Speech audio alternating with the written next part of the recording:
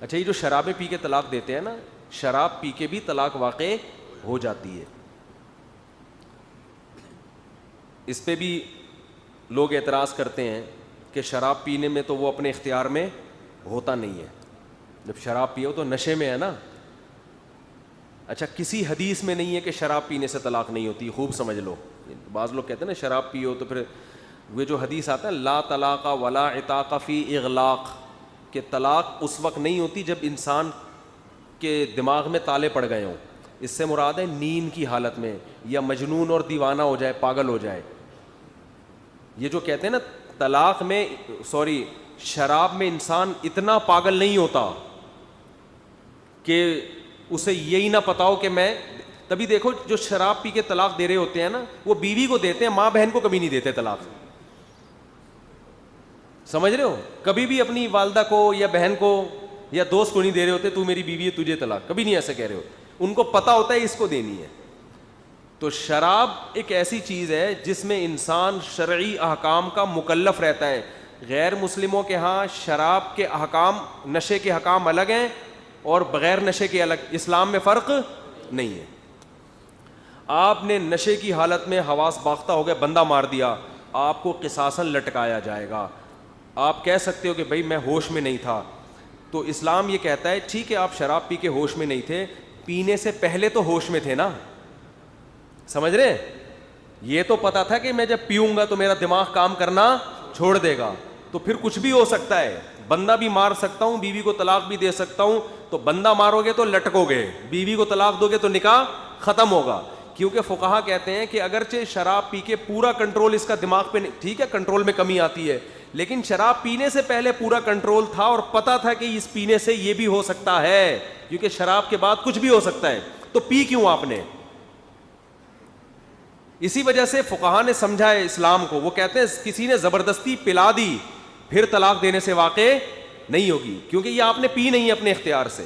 جب آپ اپنے اختیار سے پی رہے ہو اور پینے کے بعد کہہ رہے ہو میرا دماغ کام نہیں کر رہا اس لیے میں نے بندے کو مار دیا تھا, تو اسلام یہ کہتا ہے کہ پینے کے بعد آپ کا دماغ کام نہیں کر رہا تھا اور آپ نے غلطی سے بندہ مار دیا, پینے سے پہلے آپ کا دماغ مکمل کام کر رہا تھا اور آپ اپنے ہر چیز کے ذمہ دار تھے. شریعت نے شراب کو حرام قرار اس لیے دیا ہے کہ پینے کے بعد آپ سے کچھ بھی ہو سکتا ہے, تو آپ نے کچھ کیا تو آپ اس کے ذمہ دار ہو گئے, کیونکہ آپ نے پی کیوں. اس کی مثال ایسے, آپ نے بندوق میں گولی لگائی, ایک خالی بندوق تھی, آپ کے خیال میں خالی, آپ کو پتہ نہیں تھا یہ خالی ہے یا بھری ہوئی, آپ نے وسیم بھائی کے یہاں رکھی, بولا میں ٹرائی کر کے دیکھ رہا ہوں کہ اس میں گولی تھی کہ نہیں تھی, ٹھا کیا اور چل گئی, مر گئے. لٹکایا جائے گا کہ نہیں لٹکایا جائے گا؟ آپ کہہ رہے بھائی مجھے کنفرم نہیں تھا کہ اس میں گولی ہے یا نہیں, میں تو ٹرائی کر رہا تھا. تو جج آپ سے یہ کہے گا کہ جب آپ کو کنفرم نہیں تھا کہ اس میں گولی ہے یا نہیں تو ہوائی فائر کر کے ٹرائی کر لیتے نا, اس کی کھوپڑی پہ کیوں ٹرائی کی ہے؟ تو شراب پینے والا بھی یہ کہہ سکتا ہے کہ مجھے یقین نہیں تھا کہ پینے کے بعد میری یہ کنڈیشن ہو جائے گی کہ میں بندہ مار دوں گا یا بیوی کو طلاق دے دوں گا. تو اسے یہ کہا جائے گا پینے سے پہلے تو پتا تھا نا کہ پینے کے بعد یہ بھی ہو سکتا ہے. کتنے لوگوں کے ساتھ, وہ تیرے ساتھ بھی ہو سکتا ہے, تو کیوں پی تو نے؟ سمجھ میں آ رہی ہے بات کہ نہیں آ رہی ہے؟ تو اس لیے آج کل بہت کیسز آ رہے ہیں شراب پی کے بیویوں کو طلاق دیتے ہیں, پھر کہتے ہیں ہائے ہائے. اس میں لوگ ایک اعتراض یہ بھی کرتے ہیں کہ پی اس نے ہے, سزا اس بیچاری کو مل رہی ہے. شراب پی اس نے ہے, طلاقوں کی سزا کس کو مل رہی ہے؟ بیوی کو مل رہی ہے. تو خوب سمجھ لیں کہ اسلامی احکام میں آپ کو فنٹر بننے کی اجازت نہیں ہے. اس شریعت نے طلاق کا مدار آپ کی زبان پہ رکھا ہے, بیوی کے قصوروار ہونے یا نہ ہونے پہ نہیں رکھا. اگر نہ پیوی ہو اور بیٹھے بیٹھے ویسے ہی بیوی کو دے دی ہو تو بھی تو بیوی کا کوئی قصور نہیں ہوتا نا. کیا خیال ہے بھائی؟ ایک آدمی ویسے ہی بیٹھے بیٹھے بیوی کو طلاق دو, گھر تو بیچاری کا برباد ہو گیا, تو اس کا کوئی قصور تھا اس میں؟ تو شریعت میں طلاق میں یہ نہیں دیکھا جاتا کہ بیوی کا قصور ہے یا نہیں ہے, شریعت میں دیکھا جاتا ہے آپ نے زبان سے لفظ ادا کیا ہے کہ نہیں کیا. قصور ہونا نہ ہونا یہ ایک الگ بحث ہے. قصور نہیں تھا تو پھر آپ کو ملامت کی جائے گی. اس کی مثال ہے جیسے بندوق کی گولی جب آپ کسی کے سر پہ رکھ کے چلا دیتے ہیں تو سامنے والے کا قصور ہو تو بھی مرے گا, قصور نہ ہو تو بھی مرے گا. تو اسلام میں ڈیورس ایسے ہی ہے کہ الفاظ ہیں جب آپ نے زبان سے نکال دیے تو بیوی کا قصور ہو تو بھی تینوں لگیں گی, نہیں ہو تو بھی لگیں گی. سمجھ رہے ہو؟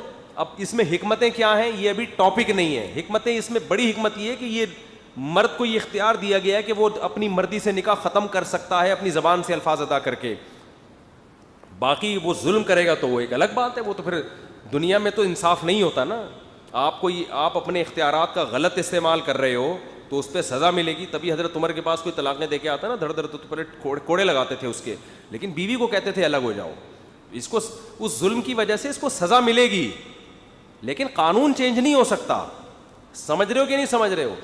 تو اس لیے شراب میں ایک بڑا نقصان یہ بھی, آج کل شرابیں بہت لوگ پی رہے ہیں اور شراب میں پی کے طلاق دیتے ہیں, پھر کہتے ہیں یار ہمیں تو پتہ ہی نہیں تھا کیا ہو رہا ہے. تو تمہیں جب یہ تو پتہ تھا نا کہ تم پی رہے ہو, تو آپ شراب پی کے کسی کو بندہ مار دیں گے, شراب پی کے آپ ایکسیڈنٹ میں بندہ مار دیں گے, اسلام آپ کو معاف نہیں کرتا, اس میں کوئی معافی نہیں. ہاں کسی نے نشے کا انجیکشن زبردستی ٹھوک دیا ہو تو ایک الگ بات ہے, پھر نہیں ہوتی طلاق.